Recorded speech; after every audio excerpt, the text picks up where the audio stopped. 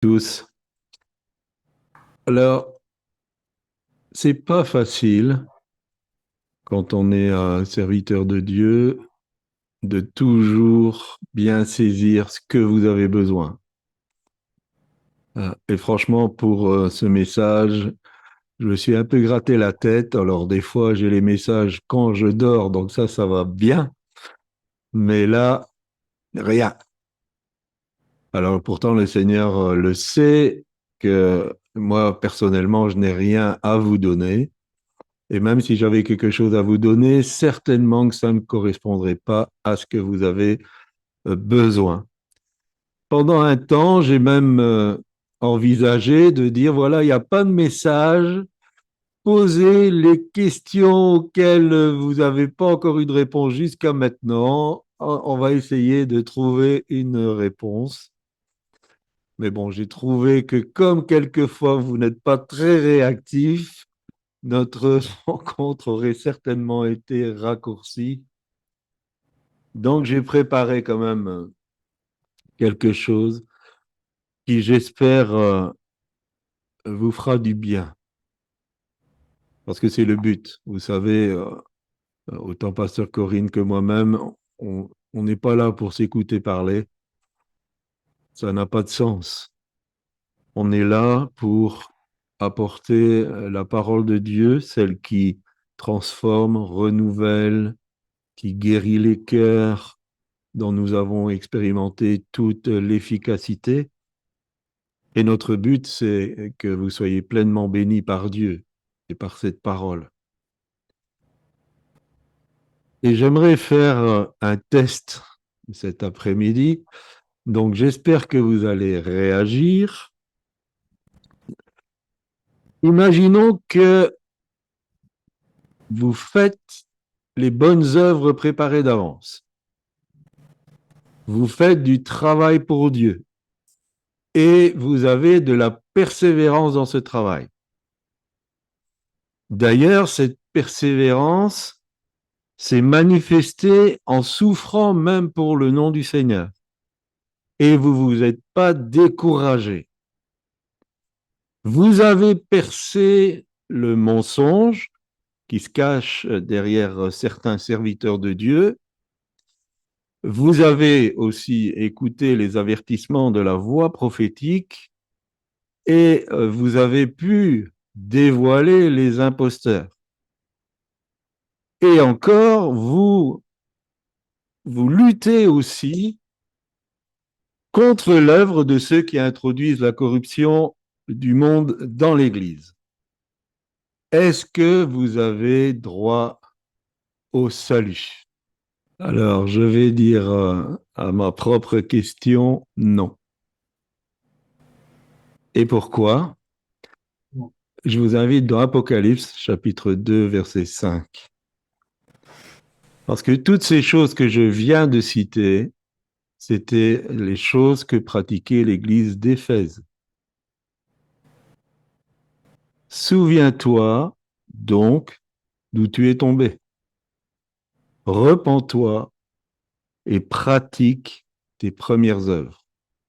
Sinon, je viendrai ôter le chandelier de sa place. Toutes ces choses, les Éphésiens le faisaient. Mais ils avaient perdu leur premier amour.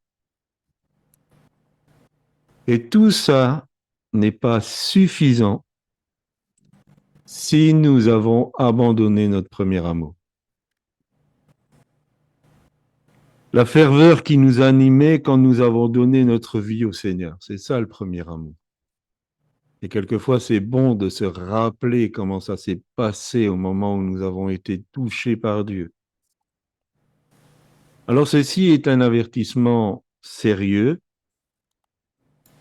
Et combien dans l'Église du XXIe siècle peuvent déjà prétendre présenter à Dieu ce que les Éphésiens pouvaient lui présenter? Personnellement, non. Déjà, je suis disqualifié parce que je n'ai pas encore souffert pour le nom du Seigneur Jésus. J'ai bien eu quelques moqueries, quelques peut-être marques de mépris, mais je n'ai pas encore souffert comme les Éphésiens avaient souffert. Quelle communauté peut se darguer d'avoir éradiqué l'esprit du monde de son sein? Finalement, qui est compatible pour manger le fruit de l'arbre et de la vie, l'arbre de la vie éternelle? C'est ce que Jésus donne en promesse après cette lettre aux Éphésiens. Celui qui vaincra mangera du fruit de l'arbre de la vie.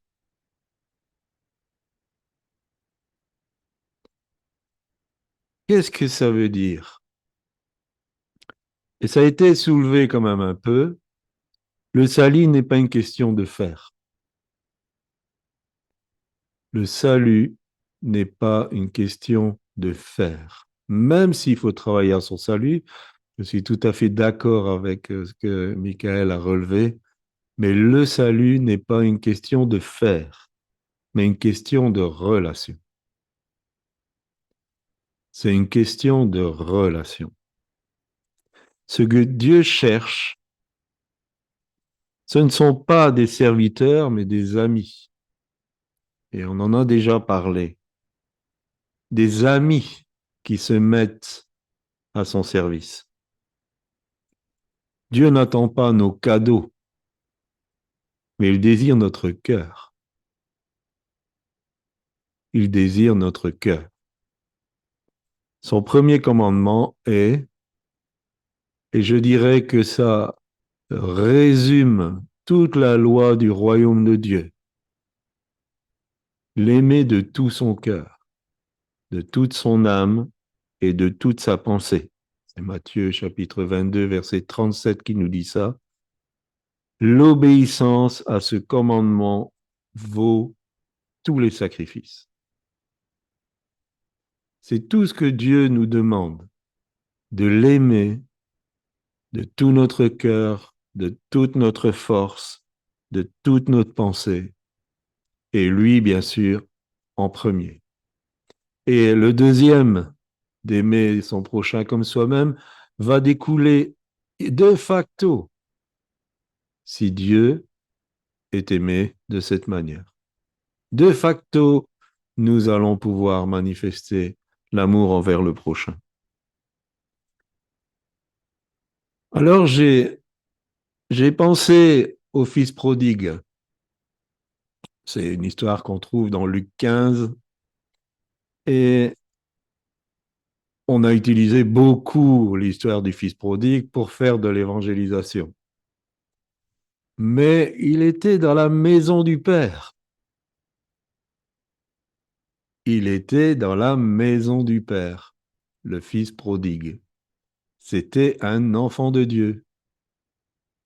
C'est pas un inconverti. C'était un enfant de Dieu. Qu'est-ce qui s'est passé avec lui?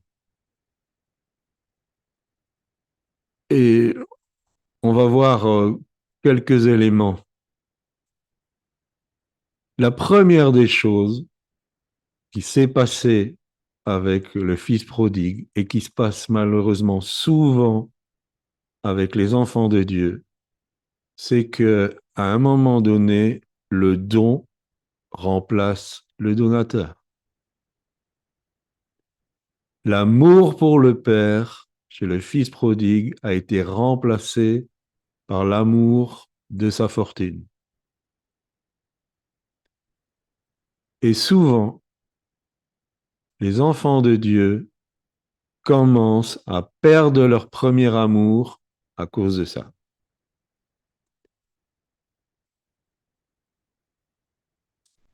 Si la relation d'intimité avec Dieu est si importante, elle ne peut pas se baser sur les cadeaux.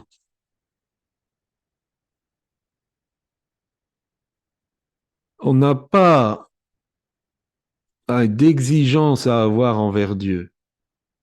On n'est pas en relation avec Dieu parce qu'il va nous faire des cadeaux. Même s'il est bon, il est très très bon. Mais ça ne peut pas être la motivation. Et malheureusement, dans beaucoup de prières, on entend ce phénomène. Seigneur donne, Seigneur fait, Seigneur bénit. Dieu ne nous doit rien. Et je le dis souvent, si avec Pasteur Corinne, je serais sans arrêt à dire, bah, puisque tu m'aimes, donne-moi ça, donne-moi le dernier euh, smartphone. Bon, il y a une MG5, c'est une voiture, hein, chérie. Si tu m'aimes, hein, voilà, tu vas faire les choses pour que je puisse avoir ma MG5 avec ordinateur de bord, voiture électrique et ainsi de suite. Et on est comme ça avec Dieu. Franchement, elle va commencer à se poser des questions. Elle va dire, mais est-ce que lui, il m'aime et pourquoi il m'aime?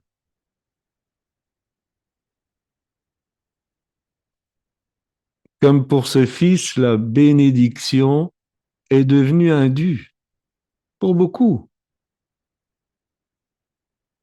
C'est comme si Dieu nous devait quelque chose. Et ce fils prodigue, quand même, il va voir son père, il dit, donne-moi la part d'héritage. C'est quand même gonflé. La part d'héritage, c'est quand le père, il va disparaître. Ça veut dire, écoute, meurs rapidement parce que moi, je veux ma part. Et pour beaucoup, la bénédiction de Dieu est devenue une obligation. Et finalement, elle ne crée plus la reconnaissance. Et souvent, nous sommes attristés, quelquefois même indignés, Pasteur Corinne et moi-même, par le manque de reconnaissance des enfants de Dieu. Parce que ce qui se manifeste pour Dieu se manifeste pour les autres. Tellement peu manifestent encore de la reconnaissance. On dit souvent, un simple merci, on dirait que ça va leur arracher les lèvres. C'est terrible. Et ce qui se produit avec les êtres humains, ça se produit avec Dieu. Et je nous rappelle que ce qui fait que les Israélites ne sont pas entrés dans le pays de Canaan, c'est leur mécontentement, c'est leur murmure, c'est leur plainte.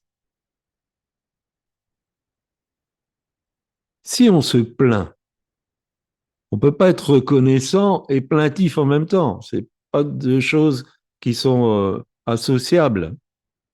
Soit on est dans la reconnaissance, soit on est dans la plainte. Et si on est en plaintif devant Dieu, c'est qu'on estime qu'il ne fait pas ce qu'il devrait faire à notre égard. Tout ça en sachant qu'il ne nous doit absolument rien.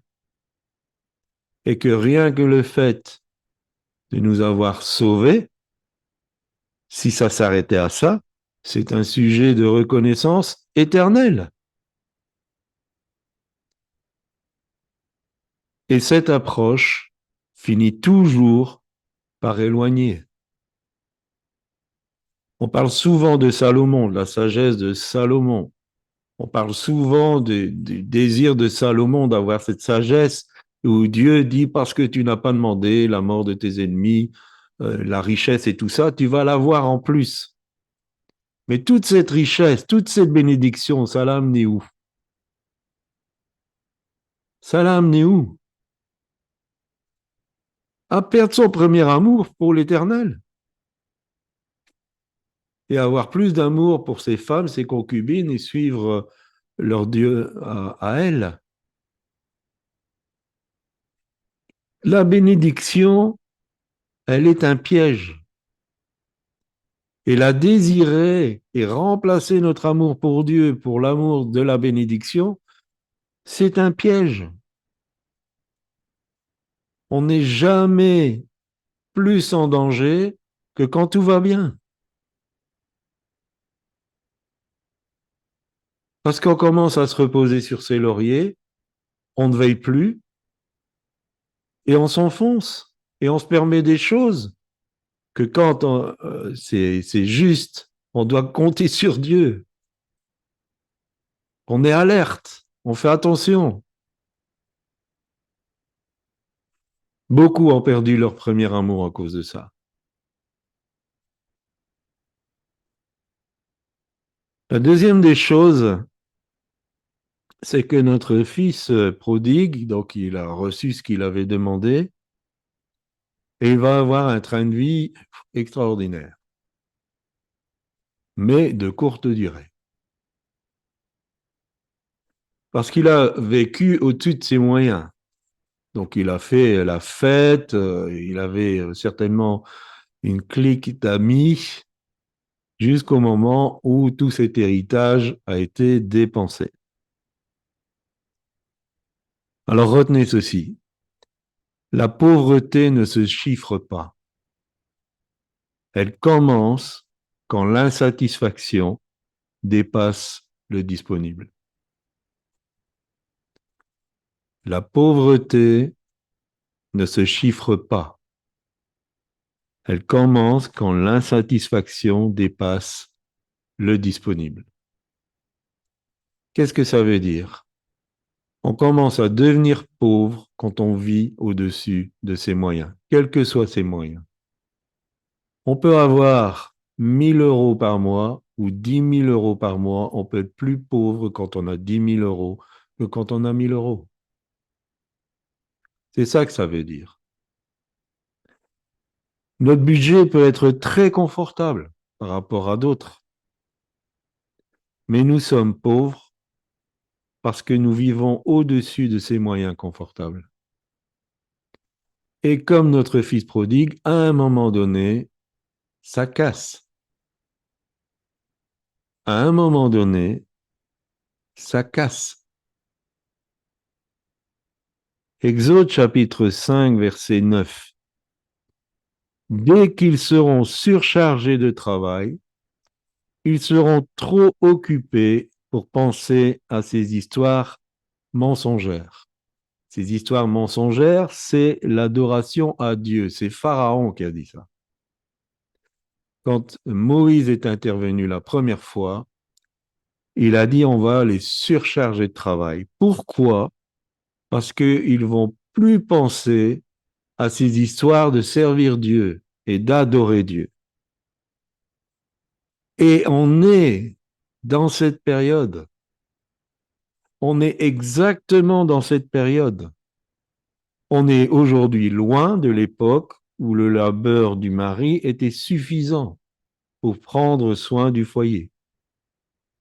Aujourd'hui, à cela s'ajoute une explosion technologique, le harcèlement médiatique qui vole le moindre moment de réflexion et de se nourrir des choses de Dieu. Nous devons admettre que le diable a réussi à détourner un grand nombre d'enfants de Dieu de leur raison d'être. Le diable a réussi à détourner un nombre considérable d'enfants de Dieu de la simple adoration. Parce qu'ils doivent travailler comme des malades, excusez-moi l'expression, pour euh, tenir ce train de vie et que en plus, les seuls petits instants de repos ou de détente qu'ils pourraient avoir, ils les passent sur des réseaux sociaux, sur des choses complètement futiles. Et aujourd'hui, beaucoup n'ont même plus la possibilité de pouvoir penser un peu à Dieu, à sa parole, à méditer un peu sa parole. À cause de ce phénomène. Alors, la prière, Seigneur, donne-moi du temps, n'est pas suffisante. Prier, Seigneur, donne-moi du temps, n'est pas suffisant. Cette situation, elle peut changer pour chacun d'entre nous si nous sommes prêts à faire un certain nombre de choix. Alors, quels pourraient être ces choix dont je parle?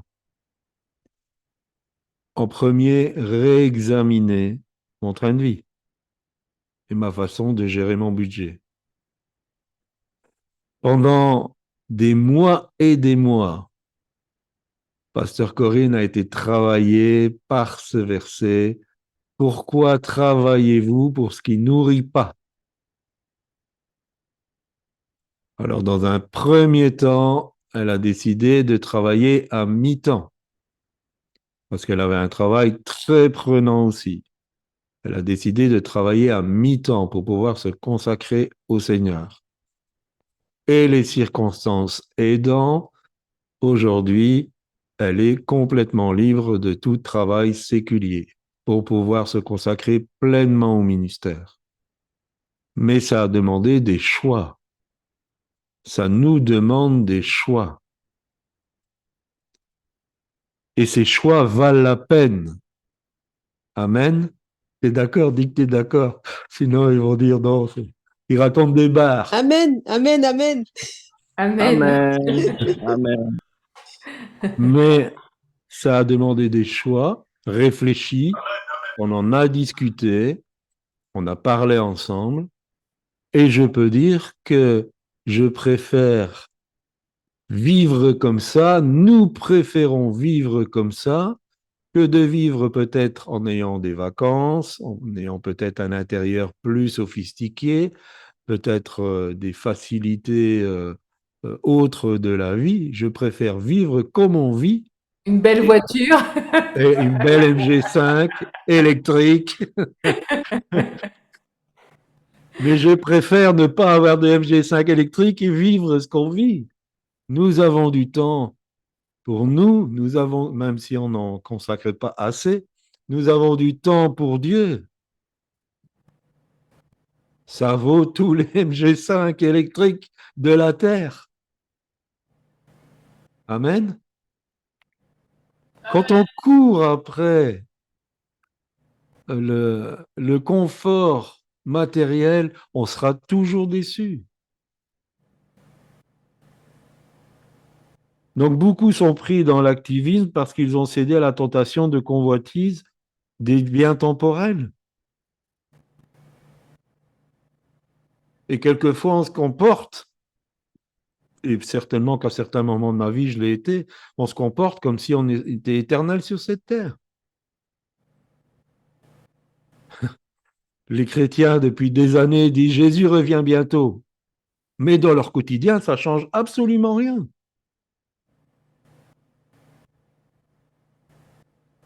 Alors, où on croit que Jésus revient bientôt, et on s'adapte, on fait les choix nécessaires. Tout ce que nous n'avons pas sur cette terre, qui est d'ailleurs très, très éphémère, nous l'aurons dans la présence de Dieu. Nous aurons une satisfaction complète et entière dans la présence de Dieu. Donc, ce n'est pas ces 60, 70 ans, 80 ans qu'on passe sur la terre qui vont nous priver de cette éternité. En deuxième, arrêter de perdre mon temps sur les réseaux sociaux, sur le net, devant des jeux vidéo, devant la télévision. Alors, je ne dis pas qu'on ne peut pas se détendre, qu'on ne peut pas faire un jeu de temps en temps, mais y passer des jours et des nuits, ça ne va pas. Surtout qu'on n'a pas le temps de lire un peu la parole de Dieu. Troisième chose, dire non à certaines activités de l'Église et guérir de la réunionite. Vous savez ce que c'est la réunionite? C'est le fait qu'on ne sait pas vivre sans avoir des réunions. 2 jours, 2 nuits, du lundi au vendredi et le week-end en plus. Arrêtons. Ça sert à rien. Car comme on le dit précédemment, ce n'est pas connaître Dieu. Ce n'est pas parce qu'on a des réunions tous les jours qu'on est plus proche de Dieu. Si vous voulez avoir des réunions tous les jours, ayez une réunion dans votre chambre avec votre Seigneur. Vous allez voir, ça va changer votre vie. Enfin, et c'est peut-être le déclencheur de ce qui précède, me laisser persuader que ce court temps terrestre définira ma portée éternelle et que les vraies valeurs sont celles du ciel. Amen. Amen. Ensuite, notre jeune homme va faire une mise au point. Et il a commencé à réfléchir sur lui-même. C'est salutaire de réfléchir sur soi-même. Quand on n'a pas le temps de réfléchir, on est en train de s'enfoncer et on se perd. Le constat n'est pas brillant, mais le fruit de sa réflexion a été salutaire. Il n'est jamais trop tard, du moins tant qu'on n'a pas passé dans l'au-delà, pour reconnaître ses erreurs et pour se mettre en route vers la réparation. D'ailleurs, c'est exactement la signification du mot repentance. C'est fait demi-tour. C'est ce que notre verset dit. Souviens-toi, donc réfléchis d'où tu es tombé, où ça a commencé à se dégrader, où tu as commencé à perdre ton premier amour. Réfléchis, souviens-toi et repens-toi. Fais demi-tour, retourne à cet endroit-là. C'est ça que notre verset d'Apocalypse 2,5 dit. Il faut prendre cette décision de revenir là où nous sommes tombés. C'est mettre de côté, bien sûr, son amour-propre. Et nous sommes, nous les hommes, des exemples de cet amour-propre. Si on perd son chemin, une sœur, elle va dire, bah attends, j'ai demandé à quelqu'un. Mais nous, on dit, non, non, on va s'y retrouver. Donc, je vais faire comme ça, comme ça. Je ne reviens pas en arrière. Je vais prendre à gauche, encore à gauche, et puis à droite, et je devrais revenir sur la bonne route. Et on fait 40 kilomètres comme ça. Et après, on se rend compte qu'on est au même endroit où ma chérie voulait demander le chemin. On est comme ça. Ça se passe comme ça. Parce qu'on a de l'amour propre. Si on demande son chemin, c'est comme si on s'était perdu. Et on est perdu. Il faut abandonner son amour propre, sa fierté et son orgueil. Mais pour notre jeune homme, en tout cas, le brisement était suffisant pour accepter cela. Alors n'attendons pas que le brisement soit suffisant pour accepter de revenir là où on a perdu notre premier amour. Dieu attend ce moment. On voit, on aime le dire, que le Père scrutait l'horizon. Il attendait. Il attendait.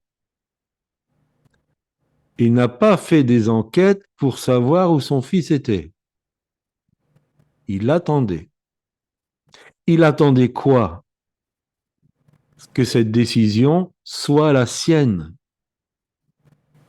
Cette décision, c'est la nôtre. Revenir à l'endroit où on a perdu son premier amour, c'est à nous à prendre la décision.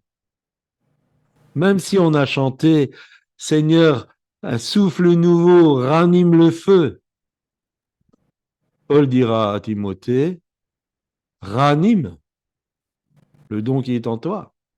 Ranime, toi, Timothée, ranime-le. » Même si on chante « Seigneur, un souffle nouveau » et tout ça, quand on le chante, on dit bah, « Seigneur, crée les circonstances pour que mon cœur reprenne feu pour toi. » Mais cette décision, c'est à moi à la prendre, c'est pas Dieu qui va la prendre pour moi. Il va pas faire les choses qui m'appartiennent. Il faut souvent passer par là, d'ailleurs, pour comprendre la grâce. Il faut souvent passer par cet endroit du brisement pour comprendre ce qu'est la grâce. Et cette grâce, on l'a dit, c'est ça qui est le déclencheur de notre salut. Et quand le Fils a reconnu son erreur devant le Père, il lui a remis une nouvelle robe. Il lui a rendu sa sanctification, ce vêtement blanc qui était perdu. Il lui a donné l'anneau. L'anneau, c'est l'autorité. C'était aussi avec ça qu'on signait. Donc sur de la cire avec l'anneau, ça voulait dire j'ai signé. C'était le signe de l'identité aussi. Dieu nous rend notre identité de fils. Il nous rend l'autorité de fils et de filles de Dieu. Et il nous donne aussi des nouveaux souliers. Et il va ranimer ce souffle amoureux si je prends la décision. Si je prends la décision, mon cœur va commencer à être à nouveau amoureux de mon Seigneur. C'est ce que nous avons vu. C'est ce pourquoi nous portons le ministère OZ37M, qui est un ministère de restauration. Parce que nous avons vu que ceux qui ont fait les bons choix ont repris feu pour Dieu. Et ils ont vu leur vie transformée.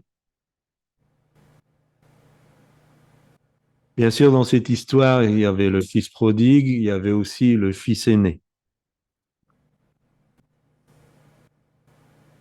Et ce qui importe, c'est de comprendre pourquoi certains agissent de cette manière.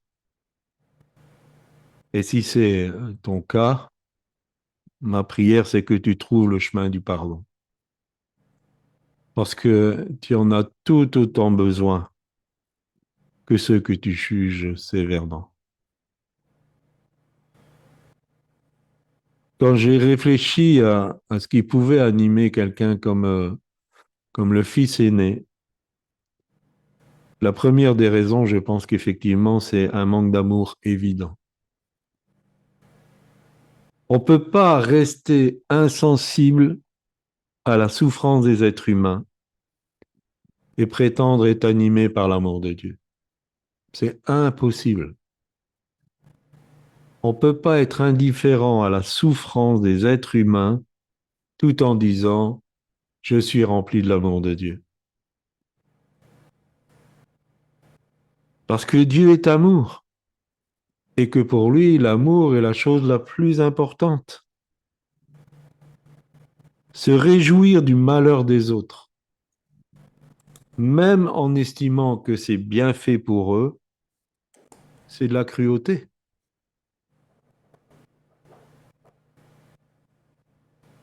La deuxième des raisons, c'est que de continuer à croire que Dieu nous accepte en vertu de la loi.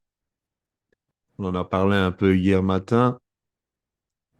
C'est-à-dire de croire que Dieu ne se laisse approcher que par ceux qui s'estiment irréprochables. Et c'est pas vrai. Ce n'est pas vrai. Parce que c'est mépriser la puissance du pardon et de grâce qu'il y a dans le sacrifice de Jésus à la croix. L'accès est ouvert pour tout le monde. Quand je serai élevé, j'attirerai tous les hommes à moi. Ceux que nous estimons graciables, c'est pas un mot français, comme ceux que nous estimons non graciables. La troisième des choses, c'est d'être animé par des sentiments mauvais, comme l'amertume, la rancune, la colère, la haine, l'autosuffisance, la jalousie, le manque de pardon, et j'en passe.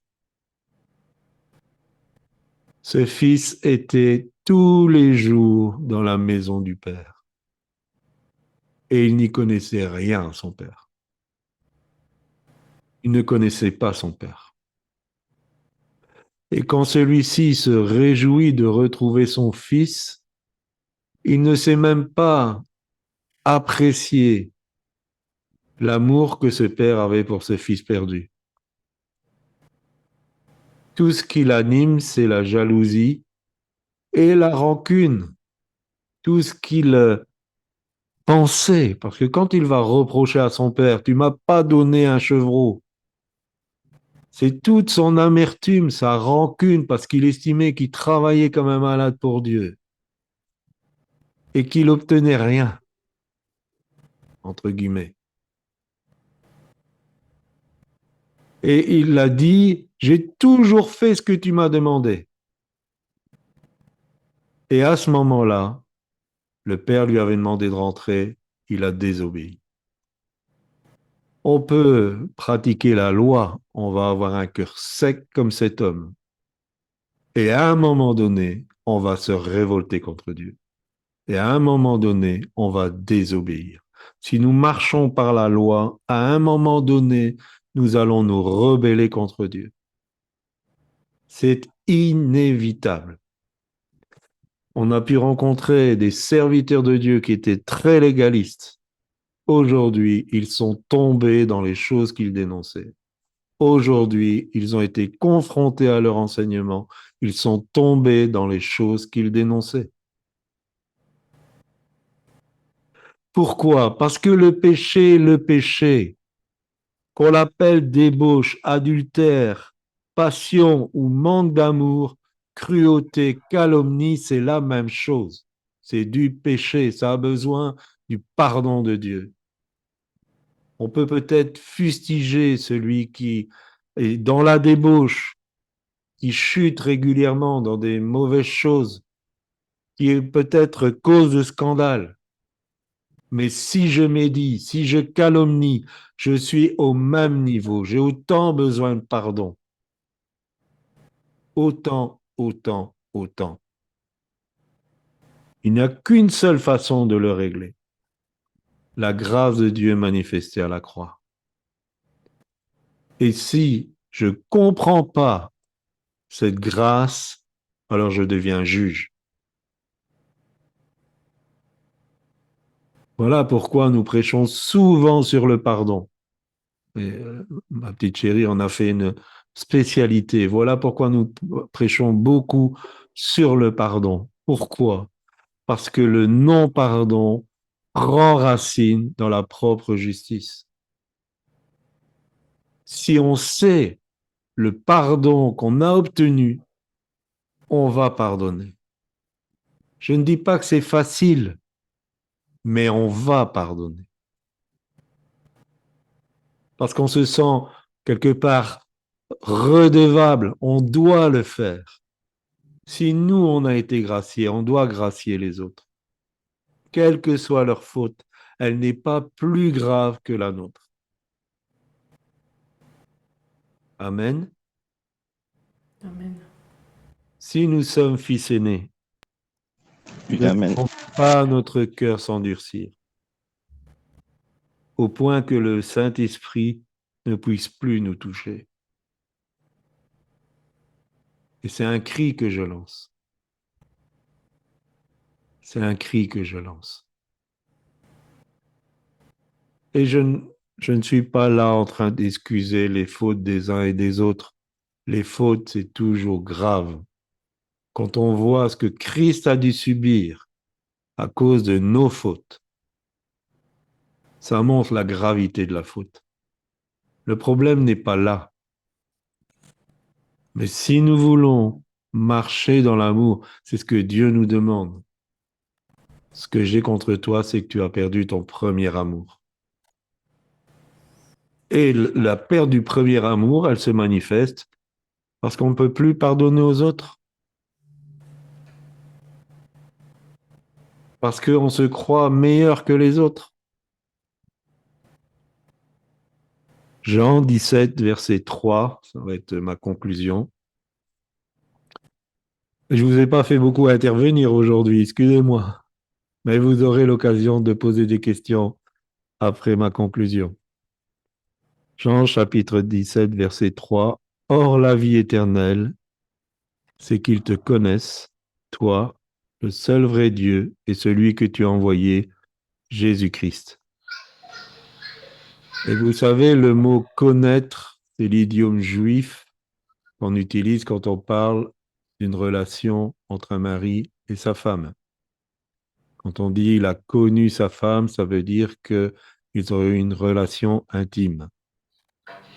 Et Dieu veut qu'on le connaisse d'une manière intime. Alors bien sûr, il n'y a rien de physique là-dedans, mais il veut que, en esprit, nous le connaissions, lui le seul vrai Dieu, et celui qu'il a envoyé, Jésus-Christ. Dieu ne peut pas se contenter de moins. Dieu ne pourra pas se contenter de moins par rapport à nous. Alors le Seigneur ne nous condamne pas cet après-midi. Le- la culpabilité, c'est pas de Dieu. La culpabilité, c'est ce que le diable utilise pour tenir les enfants de Dieu enchaînés, esclaves. La culpabilité, ne l'acceptez jamais. Mais laissez-vous convaincre. Souviens-toi. Fais fonctionner ta mémoire. Souviens-toi d'où tu es tombé, à quel endroit, quel événement, quelle circonstance, pourquoi. Reviens à cet endroit. Humilie-toi et laisse le feu de l'amour de Dieu pour toi t'embraser tout à nouveau. Laisse ce feu s'embraser dans ton cœur pour Dieu et tu seras transformé. Et tu seras avec lui pour l'éternité. Amen.